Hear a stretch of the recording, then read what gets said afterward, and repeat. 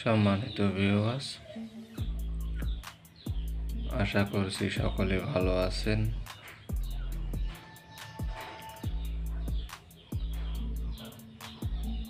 আজকে আপনাদের সাথে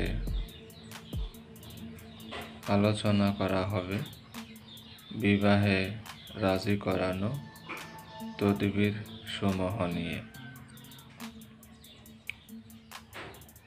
217 নম্বর পৃষ্ঠা।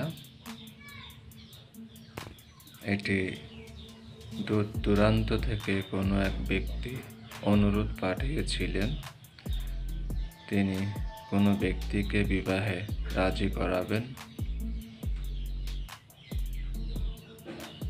সেই উদ্দেশ্যে তদবিরটি সবার সম্মুখে উপস্থাপনা করা হচ্ছে। ছোট একটি মন্ত্র এখানে দেখতে পাচ্ছেন, খুবই ছোট একটি মন্ত্র। ভিডিওটি মনোযোগ সহকারে দেখবেন, নয়তো বা কিছু বুঝতে পারবেন না, কেননা এটি হচ্ছে অনুরোধকৃত ভিডিও। আর অনুরোধকৃত ভিডিওতে আমরা শুধু পৃষ্ঠাটি তুলে ধরি, বিষয়বস্তুগুলো তুলে ধরি, নিয়ম কারণগুলো আপনাকে পড়ে নিতে হবে, দেখে নিতে হবে।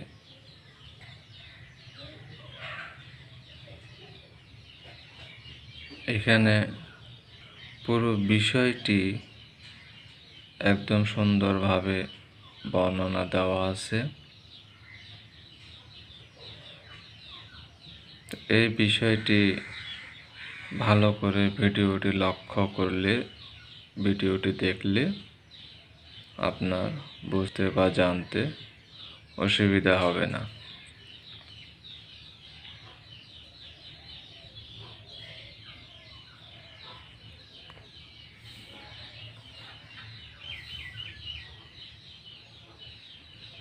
কোনো ছেলে পক্ষ বা কোনো মেয়ে পক্ষ কিংবা স্বয়ং মেয়েকে বা স্বয়ং ছেলেকে যদি রাজি করানো দরকার পড়ে, সেই ক্ষেত্রে এটি খুবই কার্যকরী।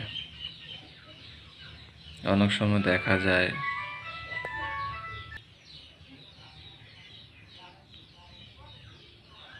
এটির সাহায্যে আপনারা যে কাউকে বিবাহে রাজি করাইতে পারবেন। অনেক সময় দীর্ঘদিন রিলেশন থাকার পরে ছেলে অথবা মেয়ে যে কোনো একজন বিবাহ করতে চায় না।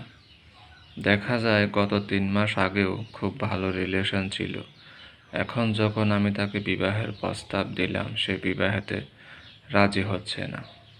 আবার অনেক সময় দেখা যায় আমিও ঠিক আছি, মেয়েও ঠিক আছে, কিন্তু শ্বশুরবাড়ির পক্ষ তারা রাজি হচ্ছে না। হতে পারে মেয়ের পিতামাতা রাজি হচ্ছে না, হতে পারে মেয়ের ভাই বোন রাজি হচ্ছে না।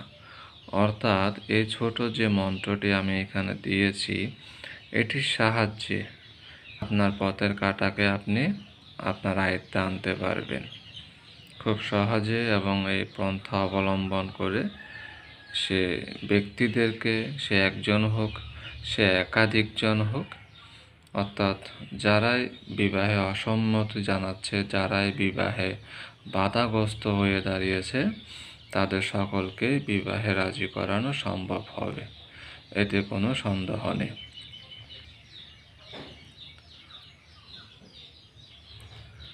সম্মানিত ভিউয়ার্স, আশা করছি বিষয়টি আপনারা বুঝতে পেরেছেন। যদি বুঝতে না পারেন তাহলে ইমো হোয়াটসঅ্যাপ নাম্বার থাকবে, কোন বিষয়টি বুঝতে পারেন নাই বা কোন বিষয়টি বুঝতে অসুবিধা হচ্ছে সেই বিষয় নিয়ে কমেন্টও করতে পারেন বা মেসেজও করতে পারেন, আমি সেটি বুঝিয়ে দেওয়ার চেষ্টা করব।